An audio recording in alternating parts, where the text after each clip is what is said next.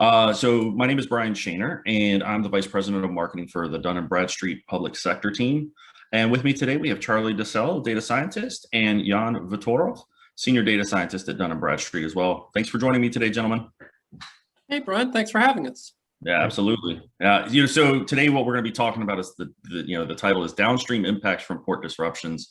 And, for the audience, this is a series of 5 sessions that we're going to be hosting to talk about shipping data and the insights that an agency or a company can glean from the shipping data that's available to them and everything. And so Charlie and Jan are going to talk to us about some disruptions that have happened around the world and some of the insights that we've gained from that. So, really, when we started talking about this session, what we talked about was, the shipping and how these insights are so powerful and what they can see. And, when you look at it, there's over $14 trillion worth of goods and materials that are transported via maritime through the ports and terminals around the world.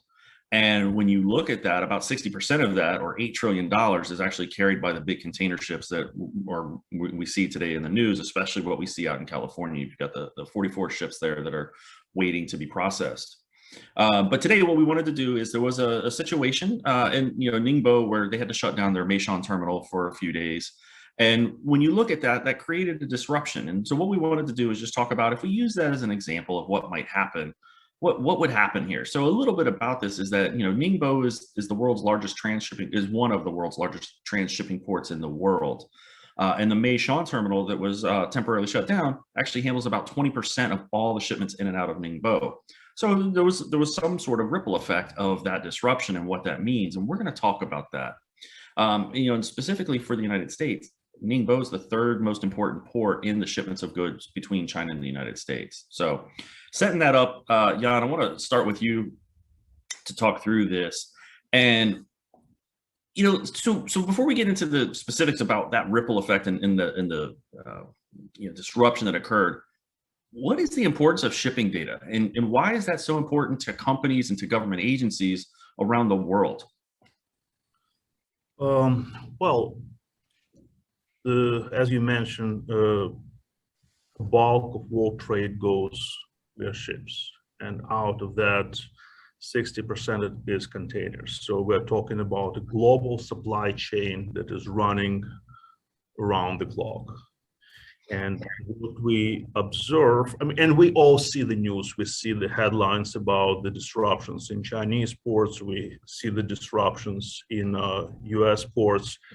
So on the macro level, everyone hears, if you watch the news, you see that.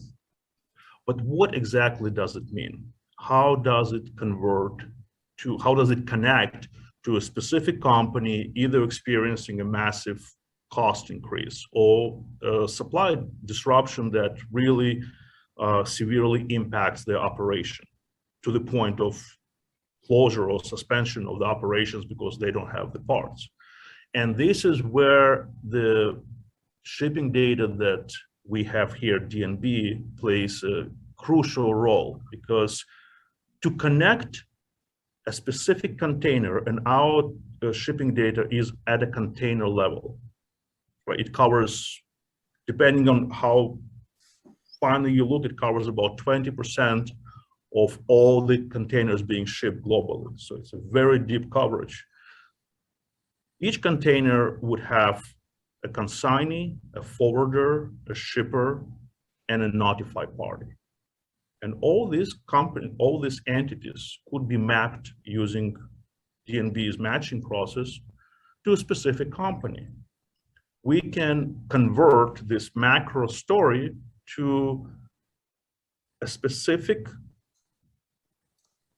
shop, to a specific factory that is being impacted by this delay. And I think this is the crucial step into converting a generic, shipping disruption headline to a very actionable and analytical output. No, that's good. And I think one of the things that we talked about is the timing of when that data is available and how you might be able to use it, because there's, you'd really like to know ahead of time versus after something's happened to know that, right? Because then it's premature. So talk to me about, how having data before when things are booked is better than kind of waiting until it's, the ship has already dropped off everything. Well, Charlie, correct me if I'm wrong. It takes about, what, 40 days? No. 40 days for a full shipment to occur. It takes about 10 days for a ship, for instance, to travel from, say, China to the US. But that also means that if there's a disruption at a port and you can catch it early in the shipping process, say when it's booked, but maybe in between when the container is traveling from the factory to the port or somewhere in that process, if you can catch it there and maybe sort of know in that frame of time that you've got a shipment on the way, but there's a disruption at the port in between, that particular shipment might be delayed. So it's fair to say that we have about a month lead time before the container shows up in Long Beach. We know this is the container, this is where it is going, this is who is this, the sender, this is the expected arrival time, and we also have information about what is in the container, what type of goods are being shipped. Okay, no, that's good. So basically it's, we're knowing sooner rather than later, and we're able to be somewhat predictive then potentially about what might be, the impacts I might experience from something. So, you look at New Orleans, we were talking about that before we started, that we knew Ida was coming a few days before, so I could look and see what was booked. Now I kind of can maybe project and figure it out. And I think, Jan, I think one of the things that was interesting to me was we talked about the difference about kind of the information that we have. And we can see things at a macro level and down to the container level, as you described, but we really don't have a full picture. And it's really when we partner with the companies and have their data. Can you talk about that a little bit and how we get that, how the companies would have a better view when we couple our data with their data? Right. So every company has their internal data sets. They have some information. They know, say, how much inventory they have. This is the information that is highly proprietary. We don't have it. But if a company wants to understand the supply chain risk and they want to understand, quantify and measure the expected impact of the supply chain disruption for their U.S. suppliers, right? How you usually don't have much visibility once you go, 1, 2, 3 layers of supply chain, and you don't want to walk into a phone call saying, sorry, 6 weeks delay because of such and such, and you don't want to know this, to find out about this, too late. So ideally, when you analyze the container shipments, you can make measurable estimates how it is coupled with your own internal data. You can get very, very analytical about estimating the impact, right? And again, container ships may have just some consumer goods, right? We're going into the prime shopping season in the United States. And in a year like this, in a COVID year, it is obviously critical for many retailers to have a good understanding about their inventories, right? Whatever's being shipped now is your Christmas toys, is all the goods that are being put on the shelves starting Black Friday. So that would have a massive economic effect, because if there is no supplies, if there is no goods to sell, that may have a severe impact on jobs market, on temporary hiring, right, on all the retail. If you're talking about parts and some components that are being shipped to the United States, and I believe Charlie has a more detailed picture on this, that goes down the supply chain, right? And if we say that whatever happens now in the supply chain of the components would trickle down the manufacturing chain, and it will have an impact 3 months down the road, 6 months down the road. It gives you a tremendous lead time to understand that what happens now in this port disruption would reverberate through the economics system in the United States for next 3-6 months to come. Gotcha. Okay. Yeah, so Charlie, Jan was talking about having a more detailed picture of it. So, again, we were talking about, we looked at what happened with the disruption in Ningbo and all, and I know we were talking about that. So when you looked at the information and you analyzed the data, who was most impacted by the disruption, and how big of an impact do you think this is going to be to the US? Yeah, sure. So if we're talking about the ports that were most impacted, the port of Long Beach receives about 5.8% of shipments leaving Ningbo Zhoushan for the US, which constitutes a little over 13% of the total shipments coming into that port. And the port of Los Angeles next door sees the third most shipments at around 4.7. So in sort of absolute terms, those ports would see the greatest effect. However, my colleague Julia Zhao built sort of a port connectivity index, which measures the pairwise importance of shipments between ports. And using that index, we suspect that the sort of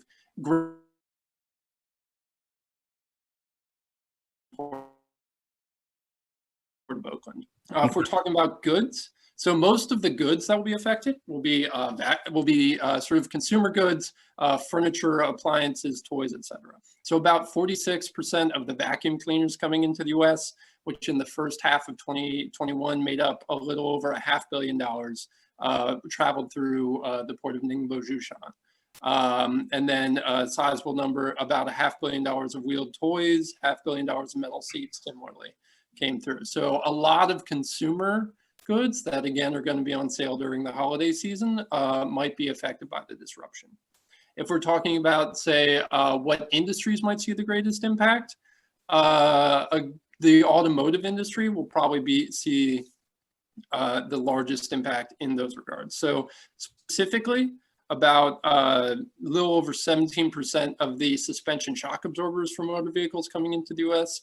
travel through the port of Ningbo Zhoushan, which is going to affect sort of everyone who's either producing vehicles or who needs to repair that particular part of a vehicle. So this could affect, say, you have a school bus that needs to be repaired. You might see effects there. Additionally, while we've seen sort of disruptions throughout the automotive supply chain, and it can be hard to tell where the bottleneck or narrowing occurs, it could further increase those disruptions. No, that's really interesting. For the audience, again, we have the Q&A panel. You've got access to both Jan and Charlie. Please put your questions in there, and we'll get those answered. We talked about the school bus yesterday when we were getting ready for this session, and the funny thing was I think I'd made the comment that, oh, you need to repair the school bus. And Jan, you made a point to me that I thought was really important about, well, again, we don't know what the inventory situation that, that school district would know, what they've got in their inventory. But if they're waiting to buy those suspensions, shock absorbers to repair the bus, but if they don't have the inventory and they're not there, the ripple effect is what? That the buses can't go. And then all of a sudden you create a bigger problem, because now if buses can't pick up kids, now you got to figure out an alternative to get the kids to school. I think that was a huge call out to me that was a very, to me, distant impact of a potential disruption like this. So I thought that was really good for us to for you to comment on that yesterday. That was great. Jan, yesterday we also talked about, and you were talking earlier about deferral of sales jobs and then tax revenue from the disruptions in these commercial spaces. So when we look at this and we say that, okay, if automobile parts or the vacuums are going to be delayed, how are we able to connect that? Like, how would somebody go through and do that connection to say, look, my vacuums may be delayed? Walk me through that a little bit. Well, for every type of goods, for every services, there is an elasticity of demand. Right? If we're missing vacuum cleaners, well, for the most situations, it's not going to be critical. You just delay the purchase. If we are talking about car manufacturing, well, you need to get the car out of the gate. You need to deliver it to the dealers. If you're missing one component that could be a tiny little $5 or $50, but you cannot have car running, that creates a disruption that delays delivering over a product that is retailing for $30,000, $50,000, right? So in some cases, you are going to have a mild price increase. For some cases, you're going to see a spike. For example, we all know what happens in the used car market in the United States. And that's essentially one of the aftershocks of the supply chain disruptions. And in the case of car manufacturing, we may have 98% of the components ready and to be assembled, and we could be missing just a tiny fraction if you look at the list of parts, but those are critical parts. You cannot have a car without it, right? So then in the situations when the demand has no elasticity whatsoever, we are going to have very non-linear, very sharp price jumps, because if everyone is scrambling to locate that specific part, that specific component, that specific semiconductor chip or whatnot, that creates a very disproportional price reaction, because everyone is just panicky, scrambling to get their hands on it. But as you mentioned in the school bus example, if you don't have parts, you have to stop. And if you don't have goods, you furlough the workers, you stop the production because you can't. If your production lot is full, you just have to wait and hope that the supply chain disruption will somehow resolve over time. In case of Ningbo, we know that they reopened, right? And the estimate, looking at how many large loading berths they have at the port, the estimate is we're talking about 10 to 14 days to clear the backlog. We know that there were about 80 ships. Again, take it with a grain of salt. We may not know the true number, but I saw the estimate of 80 ships waiting to be loaded. And we also had a situation with Yantian, a port in Shenzhen, which was closed for months in June, also due to COVID. So this is not the first time this is happening, and we roughly know how long it takes. But important point to realize is that this is a global supply chain. If you think that you have nothing shipping from Ningbo port, so you're not going to be affected, that's a very wishful thinking, because once the slowdown, that 2 week to 18-day reported wait time for the ships to be loaded and unloaded, both in China and on West Coast, it creates shortage of containers, right? We already see that the container cost jumped to some unimaginably high numbers. From a few $1,000s to East or West Coast, say a year ago, we're talking way north of 10, in the high teens for a container. That cost is being passed to customers, right? The higher shipping cost goes down and creates an increase in cost of goods.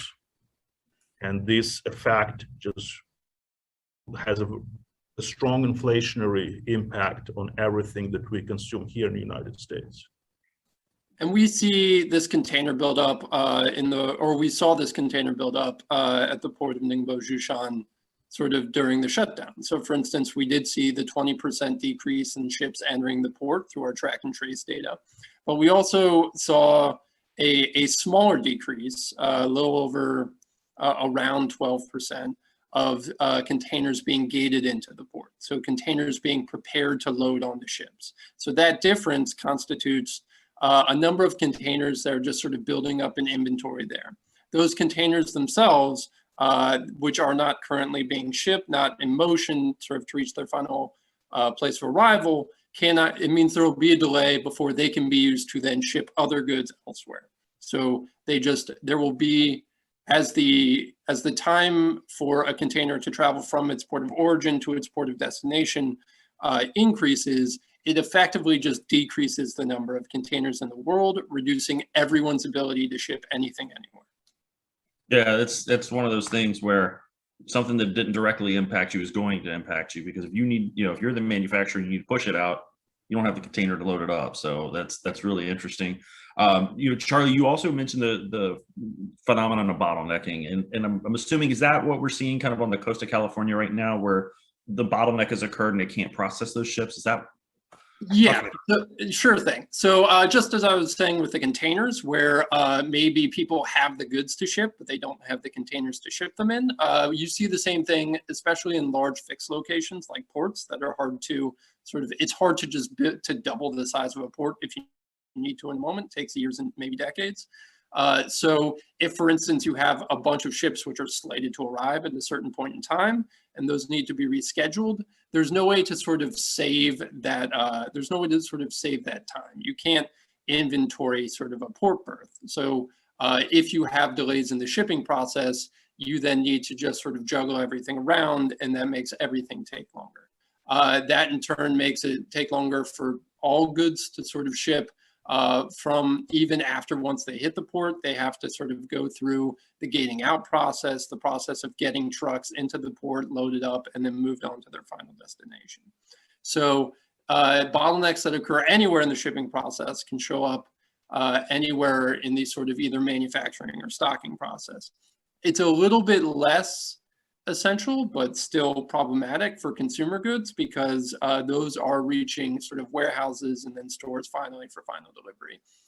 Anything in the intermediate supply chain, say again, we were talking about the automotive parts, is then going to further delay everything that requires those parts to manufacture. So you might have, as Jan was saying, you might have 98% of a car built, but if you're missing some car parts, well, you have 0 cars. So missing any part is going to sort of delay that entire process. And these effects can sort of compound down the line in a lot of sort of different, very difficult to estimate ways, because you have to know sort of where that bottleneck is specifically. Gotcha. Okay. And then you also mentioned track and trace. Talk a little bit about what that is, please. Yeah, sure. So we track events as they move through the shipping process in our track and trace data. So for instance, we get information on when an empty container is moved to sort of a shipper's location to be filled up with goods, when it arrives in a port, when it's loaded onto a ship, when that ship departs that port, when it arrives in a different port, when it's gated out of that port, and then when it reaches its final recipient, wherever that recipient may be. It might be a store in West Virginia, might be somewhere in Arkansas, might be an importer in California or Louisiana.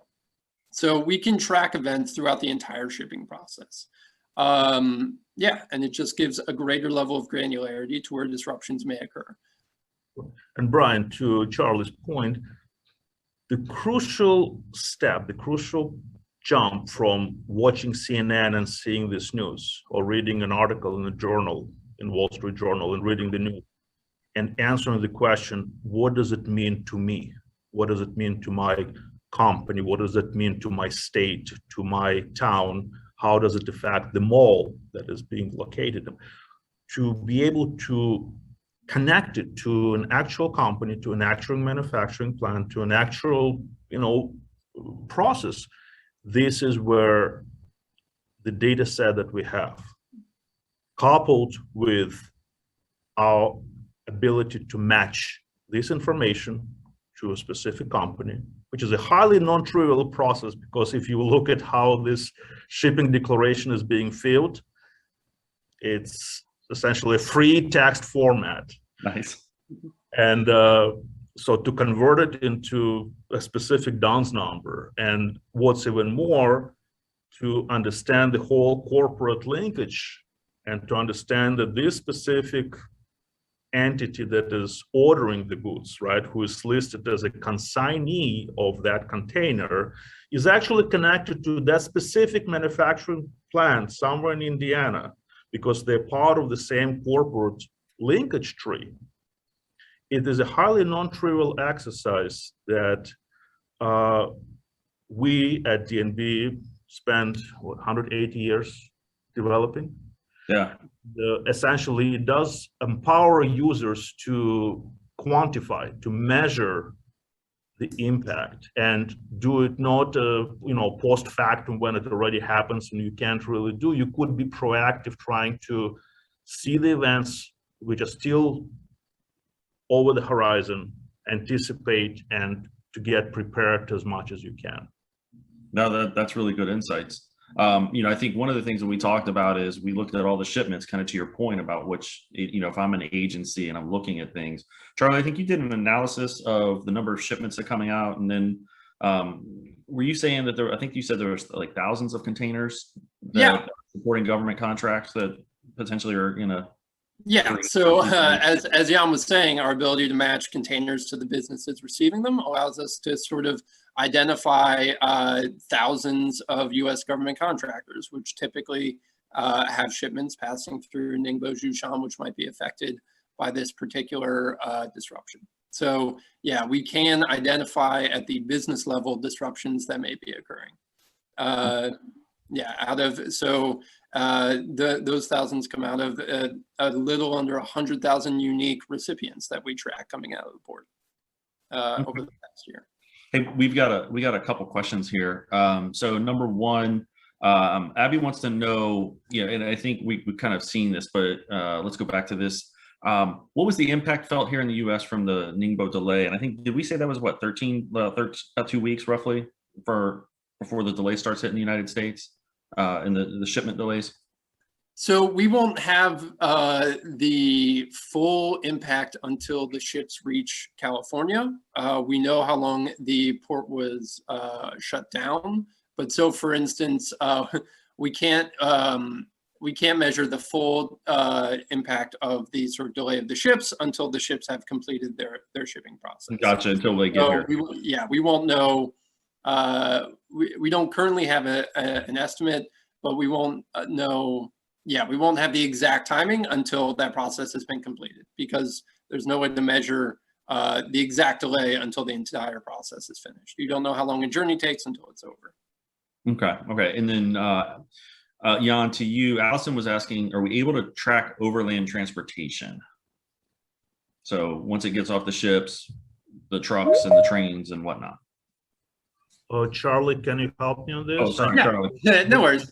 Maritime, but yeah, so the short answer is yes. It depends how you're sort of defining that, but we can, for instance, see a shipment arrives in a port. Where is it bound for eventually? So for instance, we recently conducted an analysis of importers and exporters that might be affected by port disruption in New Orleans after Hurricane Ida. And we can sort of identify the states in which those importers and exporters of most affected will be is one thing we did. So yeah, if you have, for instance, say a shipment that starts somewhere in inland China, travels to a port, comes into the U.S. and then goes to North Dakota, we can absolutely track that. Yes. But to put things in perspective, right? The overland shipping is much more distributed. If you think one huge ship with, say, 20,000 containers arriving to a port, right? This is one bulk kind of unit of transportation that we can track through the journey. That's tens of miles of train length. If you think about how much it will take to ship just one container ship, how many trains it will take, just take do a quick math. You have 15, say 10, 15, 20,000 containers. Each of them is 20 to 40 feet long. If you do multiplication, you're getting a lot of trains. I'm thinking trains, 18-wheelers, like I'm thinking everything now. Like I've never heard it described that way, and I'm just like, my mind is kind of blown by. You're talking about, I don't know, 40-mile long train just off one ship. And to put things in perspective, right? So Ningbo, we know that they're third largest. But if you look at the map, who are the other two? Well, Singapore and Shanghai. Shanghai is really across the bay from Ningbo. If you look at the map, they're not adjacent, but they're very, very close to each other. Right. And those two ports are handling, so Ningbo is handling about 28 million TEUs, and TEU is the 20-foot equivalent unit. This is the unit of measurement to account for different container sizes. So they handle 28 million a year. So we're talking about 500,000 of TEUs per week, right? Now, average ship that doesn't have to go through Panama Canal is, say, 5,000-10,000, and they can go all the way to like 24,000, I think the largest one, right? So Ningbo has, what was the count? I think, so they have 39 large loading berths. So they can load at the same time 39 large ships, right? And the loading time, Charlie, correct me, is a few days, right, to put everything on a ship? I don't have those numbers in front of me. I don't know at the top of my head. Sorry. It's not an hour, right? So there is it is a time-consuming process. Yeah. So there is so once you take into account all this, blocks of containers being put, look, it makes our job easier because we can track it. We know there is a cluster of containers and on the journey from Ningbo to Long Beach. But once it hits the land, it trickles down and it gets broken down into literally thousands of 18-wheelers and perhaps hundreds of trains that distribute goods towards the final destination. Yeah, I know when we were prepping for this, it was just really the insights you all had from looking at this data was really impressive, and it really made me appreciate how one tiny event for 10 days that seems very unimportant to me because I'm in the U.S. and that happened there. Just the impact and that ripple effect that I'm going to feel, right, as a consumer and as a business, so that we will feel. So Charlie and Jan, thank you so very much for joining us. This was really insightful for the audience. Thanks for staying with us again. This was our first session on the shipping data. Next week, we're going to talk about the linkages. And Jan talked about that a little bit about really, there's manufacturers that are supplying you goods and stuff, and being able to connect all of those to really look deeper into your supply chain, understand where some of those impacts may be, and uncovering some of those hidden connections. So thanks again for joining us. Charlie, Jan, thanks again. Really appreciate it. And with that, I'm going to go ahead and end our call. Have a great rest of your day, everybody. Bye. You too, Brown. Thank you.